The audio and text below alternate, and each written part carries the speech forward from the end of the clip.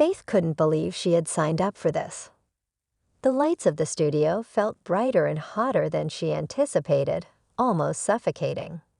Still, she held her smile tightly, as if it were a shield. The producers of 90 Day Perverts assured her it would be an adventure, a way to step outside of her comfort zone. In a world where love was increasingly difficult to find, this was her gamble.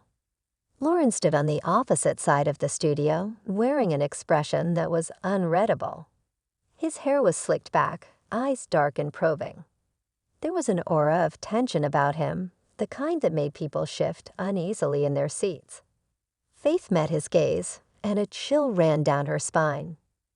When they first sat together, surrounded by the show's usual cacophony of boom mix and cameras panning in for close-ups, Faith noticed that Loren's eyes constantly flickered downward, lingering on her feet. At first, she brushed it off as harmless. Many people had their quirks, she thought. Loren was polite, spoke in careful, measured sentences, and had an air of intelligence about him that intrigued her. But there was something else, something hidden beneath the surface. The first week was relatively uneventful. They went through the motions of stage dates, candlelit dinners, long walks on the beach, and those awkward confessional interviews where they had to speak about their feelings for each other. Faith played along, sharing anecdotes and laughter.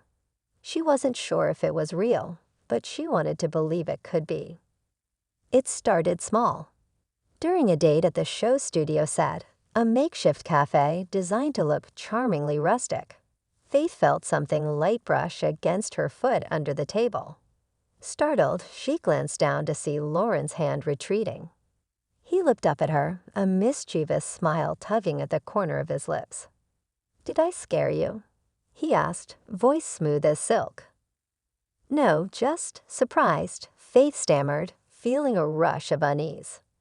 She laughed it off, even as the pit of her stomach told her otherwise. But Loren's eyes never left her feet. Later that night, as the crew began to pack up, she overheard two producers whispering, "Did you catch that under-the-table moment? Gold, people are going to eat this up." It left her with a hollow feeling, but she shook it away. It was just a TV show, after all. The days turned into weeks, and Loren's behavior grew stranger. Faith found notes slipped into her dressing room, cryptic and laced with an odd sort of poetry. "Your steps are echoes, trailing in my mind, every print a whisper I yearn to find." She felt her skin prickle whenever he was near. The producers, ever eager for drama, encouraged her to explore their dynamic further. Faith, feeling trapped by the contract and the pressure of the show, complied but grew increasingly wary. One afternoon, while filming a casual scene in a park, Loren knelt beside Faith, ostensibly to tie his shoelace. She felt his fingers graze the edge of her sandal, deliberate and lingering. She stiffened, a deep unease settling in her chest. He looked up at her with eyes that gleamed, as if he was savoring the moment. "Your toes," he whispered, so softly the microphone barely picked it up. "They're perfect." The camera crew was too far to catch the exchange clearly, but Faith's pulse quickened, and a lump of panic formed in her throat. It felt as though the world around her had slowed to a standstill. Faith spent the next few days in a fog of anxiety. She couldn't shake the feeling of being watched. Late at night, she heard footsteps outside her temporary apartment, a place rented by the show. When she peered through the curtains, she could have sworn she saw a figure standing at the end of the street, shadowed and unmoving. The crew, oblivious to her growing discomfort, continued pushing for scenes that heightened the tension between her and Loren. During one particularly tense moment on camera, when they were supposed to be cooking dinner together, Loren reached out and grasped her ankle as she stood near the stove. His touch was firm, almost possessive. Faith froze, a piece of lettuce falling from her trembling hands. The camera zoomed in, catching the tremor in her expression. Loren leaned in close, whispering into her ear, I need to touch them." She pulled away, her eyes wide and filled with something between terror and disbelief. The show's director yelled, "Cut," but Faith was already halfway out the door. Faith's exit created waves. The producers caught up to her, urging her to reconsider. The show was just a show, they insisted. Loren's quirks were harmless. But Faith knew what she felt, and it went beyond TV drama. It was real, visceral, and chilling. A week later, Loren was summoned for a confrontation. The cameras rolled, eager to catch the fallout. Faith sat across from him, her fingers wrapped tightly around a cup of tea, its warmth doing little to steady her shaking hands.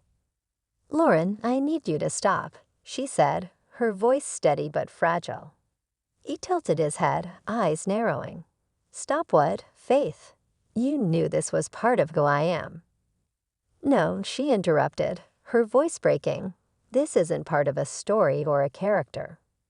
This is you, and it's not okay." The tension in the room was suffocating. The producers exchanged glances, uncertain whether to step in or let the scene play out. Loren reached out, his fingers hovering in the air before he dropped them back into his lap. The silence was deafening until he stood up abruptly and left the room without another word. The show aired the footage, framing it as the most intense breakup in 90-day history. Viewers were split. Some sympathized with Faith, while others accused her of overreacting, buying into the drama created by editing tricks. Loren's past came to light after a tabloid expose. He had a history of unsettling behavior in past relationships, which only fueled more public debates and think pieces on the ethics of reality TV. Faith withdrew from the limelight, taking time to recover and reflect on her experience. In the end, Faith's story became one of resilience. She found support from viewers who shared similar stories, and she used her platform to advocate for safer practices within reality TV productions. Would you like me to continue developing this story or add more detailed descriptions and dialogues for specific scenes?